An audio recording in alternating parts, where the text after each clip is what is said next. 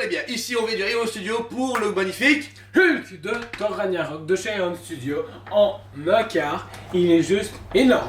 On avait fait un live il y a quelques semaines ou un petit mois où les gens disaient vous savez où ça en est. Le jour après ça popait. Ouais, chez nos fournisseurs, donc ouais. c'est assez marrant. Alors statut un peu oublié, les gens avaient été hypés par la précommande, mais en même temps il n'y avait pas eu trop de demandes derrière, les gens attendaient beaucoup de le voir en vrai. Et au final c'est un gros parpaing de Hulk, c'est une gros monstre.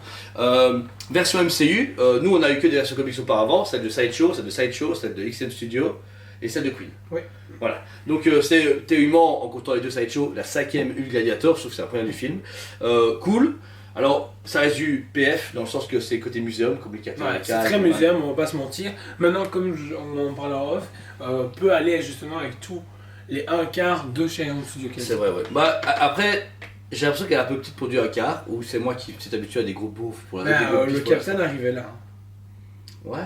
Ah ouais, t'as raison. Après, les versions comics sont plus bifs que les versions MCU aussi, tu vois. Parce que quand tu compares ce Hulk-là à la version qu'on avait de chez XM Studio ou la version comics Sideshow, c'était beaucoup développé. Là, ils ont dû rester. Mais j'aurais plus curieux de voir un Thor, tu vois. C'est comment ils n'ont pas fait un Thor pour mettre le Thor en mode gladiateur. Si, peut-être dans 6 mois.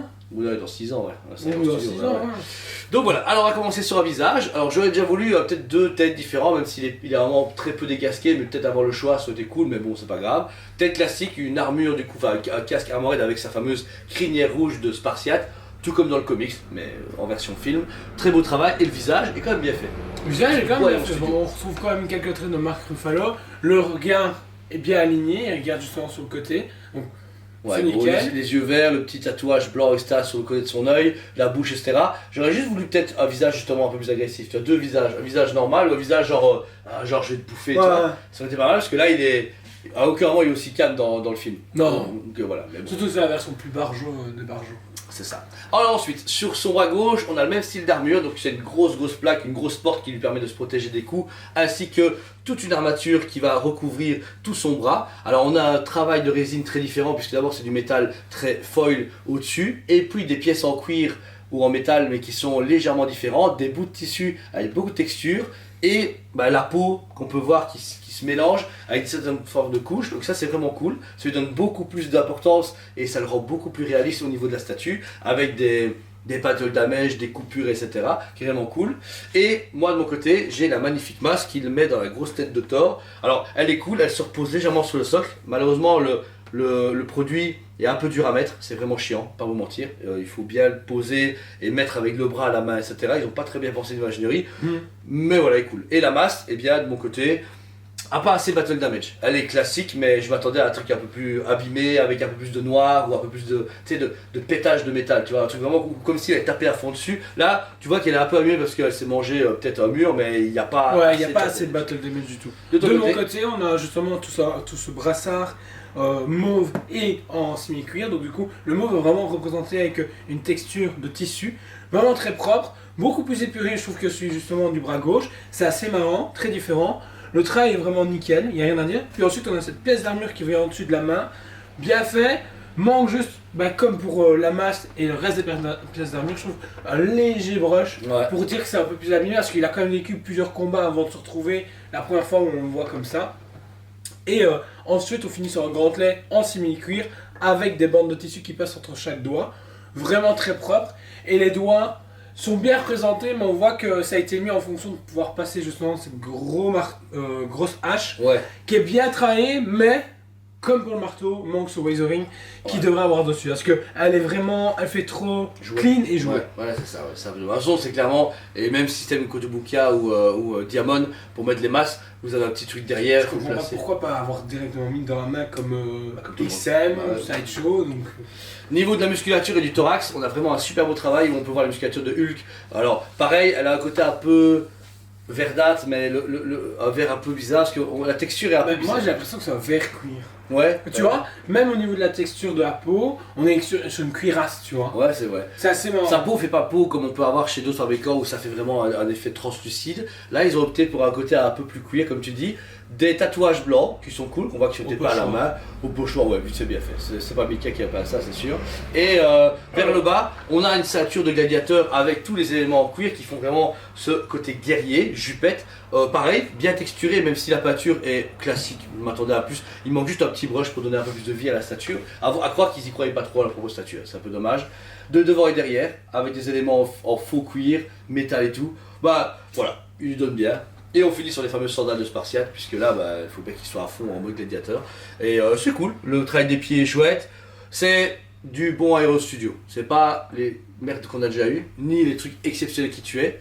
On est sur du moyen. Ouais, on est juste au pile au milieu. Quoi. C'est vraiment, il faut pas. Et on finit sur le socle. On finit sur un socle où il y a justement, c'est très fouillé, on va pas se mentir.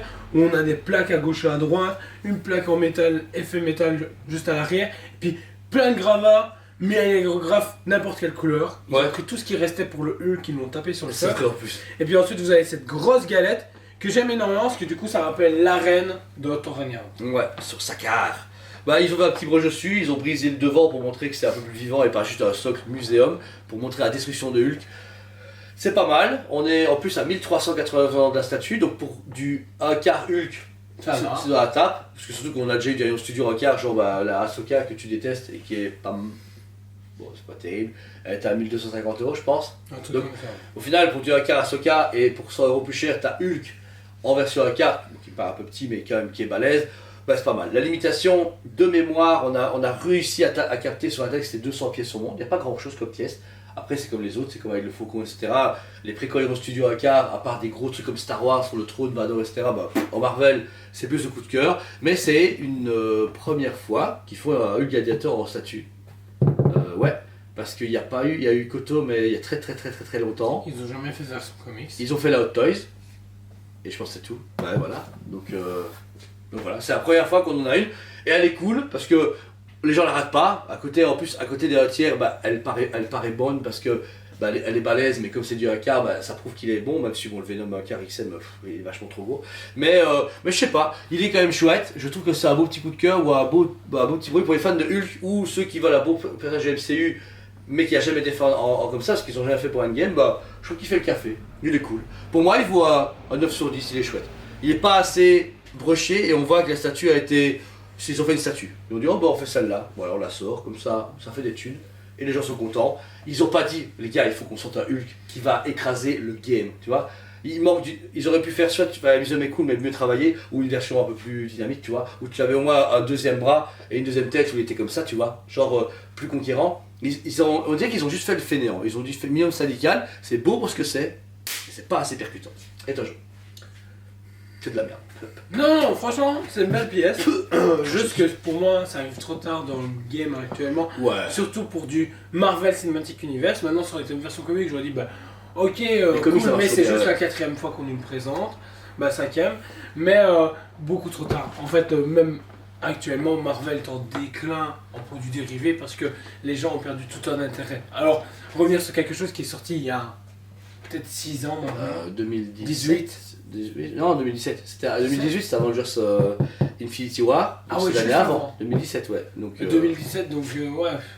Ça nous fait un bon 5 ans quand même. Ouais. Même plus. Donc 5 ans plus tard, se faire c'est vrai, il y a un film qui est sorti sur. Ouais, autant qu'ils ont les droits après, etc. Ouais, c'est beaucoup trop tard. Et un peu un one shot pareil, mais bon voilà, on se aimait aussi. Des fois, ils reprennent des zines, ils se font. On ferait bien ça, telle licence, et comme ils ont Marvel et que, bon, en petit format, ils die beaucoup, je pense que c'est des kiffs. C'est un kiff. Sauf que c'est un kiff pas trop assumé. Genre, le mec dit on fait un Gladiator, j'ai pas envie.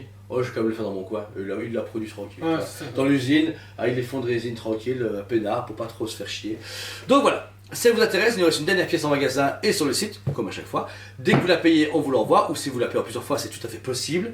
Encore une fois, c'est un produit qu'on présente pour partager notre passion, vous montrer ce qu'on aime et surtout vous faire découvrir des produits tous les jours dans le monde de la résine, des jouets, etc. Parce que on adore ça, on aime le partager et on a l'occasion de le faire parce qu'on a un magasin spécialisé qui permet d'avoir accès à tout ça, en plus de nos clients qui nous soutiennent tous les jours. Donc voilà. C'était Julien Journal de Digital Smith TV. J'espère qu'on vous a bien diverti. Merci à vous tous. On vous aime beaucoup. Et on vous dit à très bientôt. On vous aime beaucoup et on vous dit à très bientôt.